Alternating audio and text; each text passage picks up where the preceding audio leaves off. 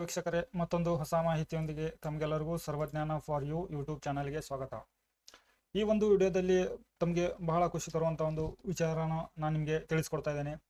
ನೋಡಿ, ಇಲ್ಲಿ ಉಜ್ವಲ ಯೋಜನಾ 2.0 ಈ ಒಂದು ಕನೆಕ್ಷನನ್ನು ನೀವು ಫ್ರೀಯಾಗಿ ಆನ್ಲೈನ್ ಮುಖಾಂತರ ಮನೆಯಲ್ಲೇ ನಿಮ್ಮ ಸಿಸ್ಟಮ್ನಲ್ಲೇ ಆಗಿರ್ಬೋದು ಅಥವಾ ಮೊಬೈಲ್ನಲ್ಲೇ ಆಗಿರ್ಬೋದು, ನೀವು ಆನ್ಲೈನ್ ಮುಖಾಂತರ ಅರ್ಜಿಯನ್ನು ಸಲ್ಲಿಸಿಬಿಟ್ಟು ಈ ಒಂದು ಯೋಜನೆಯ ಬೆನಿಫಿಷರಿಯನ್ನು ನೀವು ಪಡೆದುಕೋಬೋದು, ಜೊತೆಗೆ ಸಬ್ಸಿಡಿ ಪಡೆದುಕೋಬೋದು. ಸೊ ಈ ಒಂದು ಮಾಹಿತಿಯನ್ನು ನೀವು ಪೂರ್ತಿಯಾಗಿ ನೋಡಿ ಆನಂತರ ನೀವು ನಿಮ್ಮ ಮೊಬೈಲ್ನಲ್ಲಿ ಅಥವಾ ನಿಮ್ಮ ಡೆಸ್ಕ್ಟಾಪ್ನಲ್ಲಿ ನೀವು ಹೋಗಿ ಅರ್ಜಿಯನ್ನು ಹಾಕೊಂಡ್ಬಿಟ್ಟು ಯಾವ ಥರ ಕನೆಕ್ಷನ್ಗಾಗಿ ನೀವು ಅರ್ಜಿಯನ್ನು ಹಾಕೊಳ್ಳೋದು ಅಂತ ಹೇಳಿ ತಿಳ್ಕೊಬೋದು. ಸೊ ವಿಡಿಯೋನ ಶುರು ಮಾಡೋಣ ವೀಕ್ಷಕರೇ. ಹಾಗಿದ್ರೆ ತಡ ಯಾಕೆ, ನೀವಿನ್ನೂ ನನ್ನ ಚಾನಲ್ಗೆ ಹೊಸಬರಾಗಿದ್ದರೆ ಚಾನಲ್ಗೆ ಸಬ್ಸ್ಕ್ರೈಬ್ ಮಾಡ್ಕೊಳ್ಳಿ, ನೋಟಿಫಿಕೇಷನ್ಗಳಿಗಾಗಿ ಬೆಲ್ ಬಟನನ್ನು ಆನ್ ಮಾಡೋದನ್ನು ಮರಿಬೇಡಿ. ನೋಡಿ ವೀಕ್ಷಕರೇ, ಇವಾಗ ನಾವು ಈ ಒಂದು ವೆಬ್ಸೈಟಿಗೆ ಬರಬೇಕಾಗುತ್ತೆ. ನೋಡಿ, ನಾನು ಮೊದಲಿಂದಾನೇ ನಿಮಗೆ ತೋರಿಸ್ತೇನೆ. ಇಲ್ಲಿ ನೋಡಿ, ಜಸ್ಟ್ ಗೂಗಲ್ ಕ್ರೋಮನ್ನು ಓಪನ್ ಮಾಡಿಬಿಟ್ಟು ಇಲ್ಲಿ PMUY ಸ್ಕೀಮ್ ಅಂತೇಳಿ ಸರ್ಚ್ ಮಾಡಿ. ಇಲ್ಲಿ ನೋಡಿ, ಈ ಥರ ಒಂದು ಹೋಮ್ ಪೇಜ್ ಓಪನ್ ಆಗುತ್ತೆ. ಗೂಗಲ್ ಸರ್ಚ್ ಮಾಡಿದ ನಂತರ ಇಲ್ಲಿ ಮೊದಲು ಬರೋ ಲಿಂಕ್ ಮೇಲೆ ಕ್ಲಿಕ್ ಮಾಡ್ಕೊಳ್ಳಿ. ಇಲ್ಲಿ ನೋಡಿ, ನಾನು ಪ್ರತಿ ಸತಿ ನಿಮಗೆ ಮಾರ್ಕ್ ಮಾಡಿ ಕೂಡ ತೋರಿಸ್ತಾ ಇರ್ತೀನಿ, ಯಾಕಂತಂದರೆ ಕನ್ಫ್ಯೂಷನ್ ಆಗಬಾರ್ದು ಅಂತ ಹೇಳಿ ಅನ್ನೋ ಒಂದು ಉದ್ದೇಶಕ್ಕಷ್ಟೇ. ನೋಡಿ, ಈ ಒಂದು ಲಿಂಕ್ ಮೇಲೆ ನೀವು ಕ್ಲಿಕ್ ಮಾಡಿದಾಗ ಹೊಸ ಪೇಜು ಓಪನ್ ಆಗುತ್ತೆ. ಓಪನ್ ಆದ ನಂತರ ನಿಮಗೆ ಈ ಥರ ಒಂದು ministry of petroleum and natural gas ಈ ಒಂದು ಹೋಮ್ ಪೇಜ್ ಓಪನ್ ಆಗುತ್ತೆ. ಇಲ್ಲಿ ನೋಡಿ, ನಿಮಗೆ ಮೇನ್ ಪೇಜಲ್ಲಿ ಕೊಟ್ಟಿರ್ತಾರೆ ಪ್ರಧಾನ ಮಂತ್ರಿ ಉಜ್ವಲ ಯೋಜನಾ 2.0 ಅಂತೇಳಿ.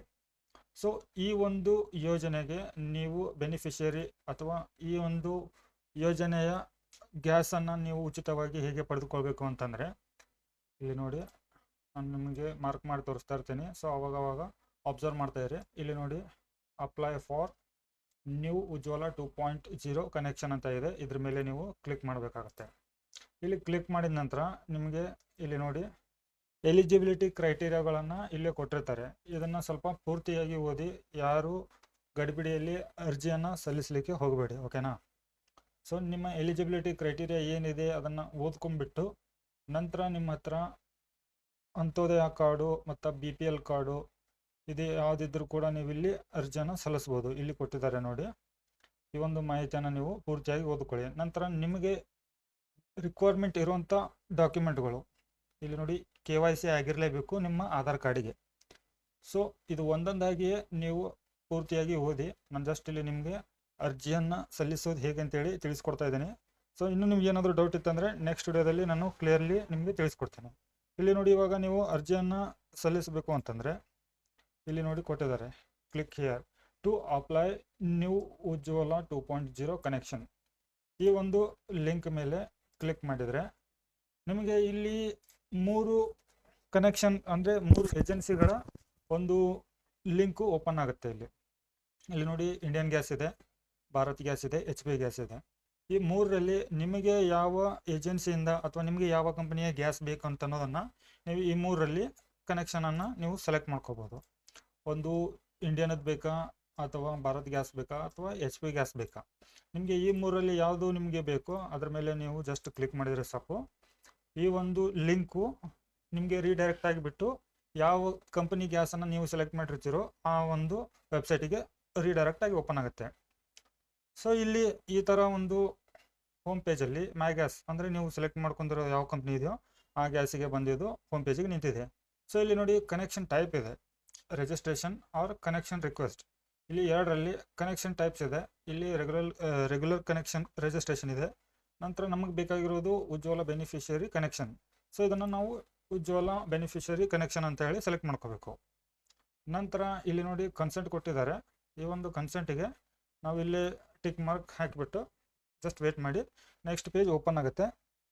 ಇದರ ನಂತರ ಇಲ್ಲಿ ನಿಮಗೆ ಕೆಳಗಡೆ ಕೆಲವೊಂದಿಷ್ಟು ಮಾಹಿತಿಯನ್ನು ಕೊಟ್ಟಿರ್ತಾರೆ. ಇದನ್ನು ನೀವು ಕಂಪಲ್ಸರಿಯಾಗಿ ಇದ್ದರೆ ಮಾತ್ರ ನೀವು ಅರ್ಜಿಯನ್ನು ಸಲ್ಲಿಸ್ಬೋದು, ಇಲ್ಲದಿದ್ದರೆ ಬರೋದಿಲ್ಲ.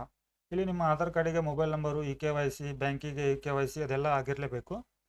ಇದು all fields mark with star mark R mandatory ಅಂತ ಇದೆ ನೋಡಿ. ಈ ಸ್ಟಾರ್ ಮಾರ್ಕ್ ಎಲ್ಲಿರುತ್ತೋ ಅದು ಮ್ಯಾಂಡೇಟ್ರಿ, ಅಂದರೆ ಇಲ್ಲಿ ಕೊಟ್ಟಿದ್ದಾರೆ ನೋಡಿ ಸ್ಟಾರ್ ಮಾರ್ಕ್.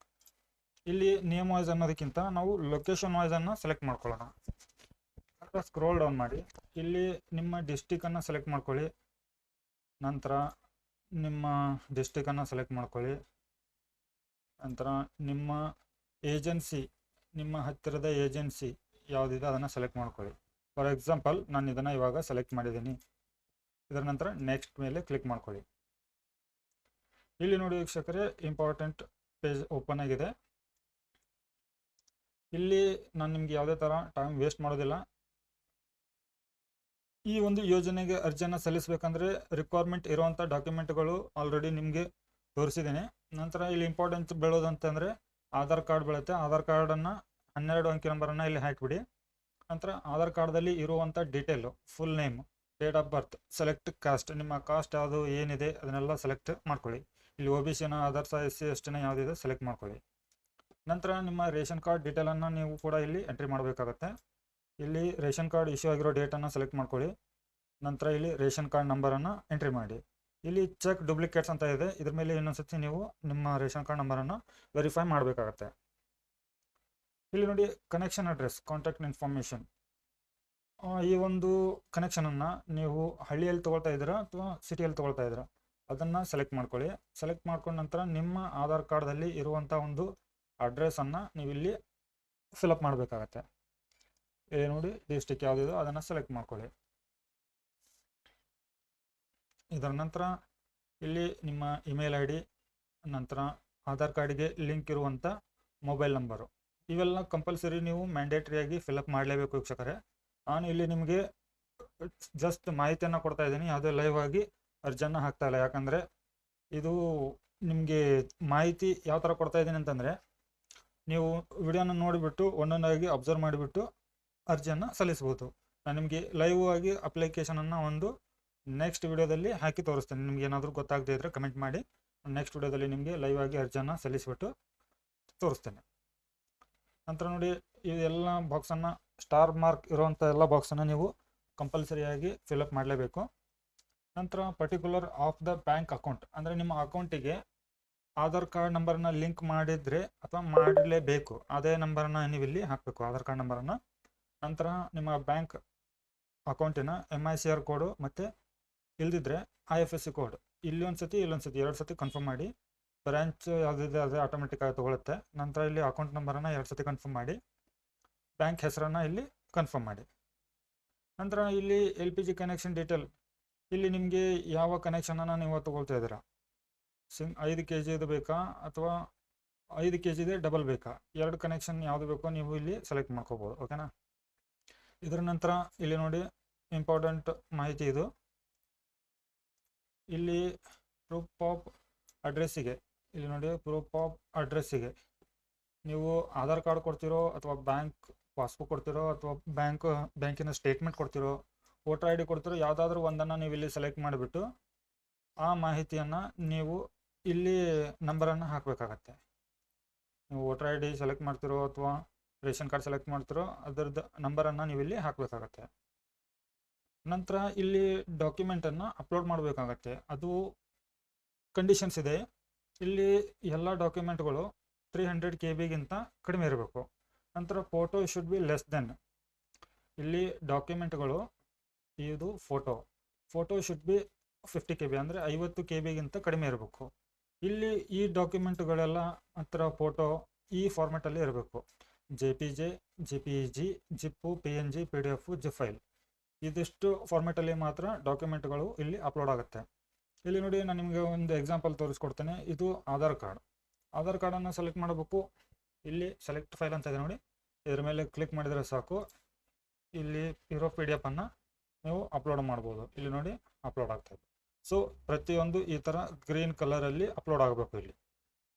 ಇದರ ನಂತರ ಸ್ಕ್ರೋಲ್ ಡೌನ್ ಮಾಡಿ, ಡೀಟೇಲ್ಸ್ ಆಫ್ ಫ್ಯಾಮಿಲಿ ಮೆಂಬರ್ಸ್ ಅಂತ ಇದೆ ನೋಡಿ. ಇಲ್ಲಿ ನಿಮ್ಮ ಫ್ಯಾಮಿಲಿಯಲ್ಲಿ ಎಷ್ಟು ಮೆಂಬರ್ಸ್ ಇದ್ದಾರೋ ಅದನ್ನು ನೀವು ಇಲ್ಲಿ ಸೆಲೆಕ್ಟ್ ಮಾಡ್ಕೊಂಡ್ಬಿಟ್ಟು ಎಂಟ್ರಿ ಮಾಡಬೇಕು. ನಿಮ್ಮ ಮನೇಲಿ 1 ಇದ್ದಾರೋ 2 ಇದ್ದಾರೋ 10 ಮಂದಿ ಇದ್ದಾರೋ ಎಷ್ಟಿದ್ದಾರೋ ಅದನ್ನು ಸೆಲೆಕ್ಟ್ ಮಾಡಿ ಇಲ್ಲಿ ಅವರ ರಿಲೇಷನ್ಶಿಪ್ಪನ್ನು ಸೆಲೆಕ್ಟ್ ಮಾಡ್ಕೋಬೇಕು. ನಂತರ ಇದೆಲ್ಲ ಡೀಟೇಲನ್ನು, name of the family member, ಅವರ ಆಧಾರ್ ಕಾರ್ಡು, ಅವ್ರದ್ದು ಡೇಟ್ ಆಫ್ ಬರ್ತು, ಜೆಂಡರು, ರೀಸನ್ನು, ಡೆತ್ ಆಗಿದ್ದರೆ ಡೆತ್ ಸರ್ಟಿಫಿಕೇಟ್ ಹಚ್ಚಿ, ಇಲ್ಲದಿದ್ದರೆ ಸಪ್ರೇಟ್ ಆಫ್ಟರ್ ಮ್ಯಾರೇಜ್ ಅಂತ ಇದೆ ನೋಡಿ, ಇದನ್ನು ಕ್ಲಿಕ್ ಮಾಡ್ಕೊಂಡ್ಬಿಟ್ಟು ಇಲ್ಲಿ ಡಿಲೀಟ್ ಮಾಡುವ ಅಂತ ಏನಾದರೂ ಸಂದರ್ಭ ಬಂದರೆ ಟಿಕ್ ಮಾಡಿಬಿಟ್ಟು ಡಿಲೀಟ್ ಮಾಡ್ಬೋದು, ಸರಿನಾ. ಇಲ್ಲಿ ಆ್ಯಡ್ ಮೆಂಬರ್ ಇದೆ, ಇಲ್ಲಿ ಡಿಲೀಟ್ ಮೆಂಬರ್ ಇದೆ. ಇಲ್ಲಿ ಏನಾದರೂ ನಿಮಗೆ ಈ ಮೆಂಬರನ್ನು ನಿಮಗೆ ಡಿಲೀಟ್ ಮಾಡಬೇಕು ಅಂತಂದರೆ ಇಲ್ಲಿ ಚೆಕ್ ಮಾರ್ಕ್ ಮಾಡಬೇಕಾಗತ್ತೆ, ಇಲ್ಲಿ ಡಿಲೀಟ್ ಮೆಂಬರ್ ಅಂತೇಳಿ ಕೊಡಬೇಕಾಗತ್ತೆ ಅಷ್ಟೇ. ನಂತರ ಇಲ್ಲಿ ನೋಡಿ ವೀಕ್ಷಕರೇ, ಫೈನಲಿ ನಾವು ಲಾಸ್ಟ್ ಸ್ಟೆಪ್ಪಿಗೆ ಬಂದಿದ್ದೇವೆ. ಇಲ್ಲಿ ಡಿಕ್ಲರೇಷನ್ ಇದೆ. ಈ ಒಂದು ಡಿಕ್ಲರೇಷನನ್ನು ನೀವು ಕ್ಲಿಯರಾಗಿ ಓದ್ಕೊಳ್ಳಿ. ಇಲ್ಲಿ ನೋಡಿ ಒಂದು 17 ಸ್ಟೆಪ್ಸ್ ಇದೆ, 17 ಇನ್ಫಾರ್ಮೇಷನ್ ಕೊಟ್ಟಿದ್ದಾರೆ ಇಲ್ಲಿ. ಅದನ್ನು ಓದ್ಕೊಂಡ್ಬಿಟ್ಟು ಲಾಸ್ಟಿಗೆ ಐ ಆಕ್ಸೆಪ್ಟ್ ಅಬೌಟ್ ಡಿಕ್ಲರೇಷನ್ ಅಂತ ಇದೆ ನೋಡಿ, ಅದನ್ನು ಜಸ್ಟ್ ನೀವು ಸಬ್ಮಿಟ್ ಮಾಡಿದರೆ ನಿಮಗೆ ಇಲ್ಲಿಂದ ಒಂದು ಅಕ್ನಾಲೇಜ್ಮೆಂಟ್ ರಿಸಿಪ್ಟ್ ಓಪನ್ ಆಗುತ್ತೆ. ಅದನ್ನ ನೀವು ಪ್ರಿಂಟ್ ತಗೊಂಡು ನಿಮ್ಮ ಹತ್ರ ಇಟ್ಕೊಳ್ಳಿ.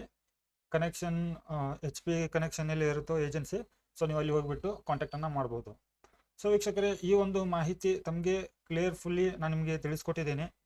ಇನ್ನೇನಾದರೂ ಈ ಒಂದು ಉಜ್ವಲ ಯೋಜನೆ 2.0 ಕನೆಕ್ಷನ್ ಬಗ್ಗೆ ಏನಾದರೂ ಮಾಹಿತಿ ಬೇಕು ಅಂತಂದರೆ ನನ್ನ ಕಮೆಂಟ್ ಬಾಕ್ಸಲ್ಲಿ ಕಮೆಂಟ್ ಮಾಡಿ. ನಂತರ ಇಂಥ ನಿರಂತರ ಮಾಹಿತಿಗಳಿಗಾಗಿ ಚಾನಲ್ಗೆ ಸಬ್ಸ್ಕ್ರೈಬ್ ಮಾಡ್ಕೊಂಡ್ಬಿಟ್ಟು ನೋಟಿಫಿಕೇಷನ್ ಬೆಲ್ ಬಟನನ್ನು ಆನ್ ಮಾಡಿ ಇಟ್ಕೊಳ್ಳಿ. ನಾನು ಮತ್ತೆ ಹೊಸ ಮಾಹಿತಿಯೊಂದಿಗೆ ನಿಮಗೆ ಸಿಗ್ತೀನಿ. ಅಲ್ಲಿವರೆಗೂ ಜೈ ಹಿಂದ್.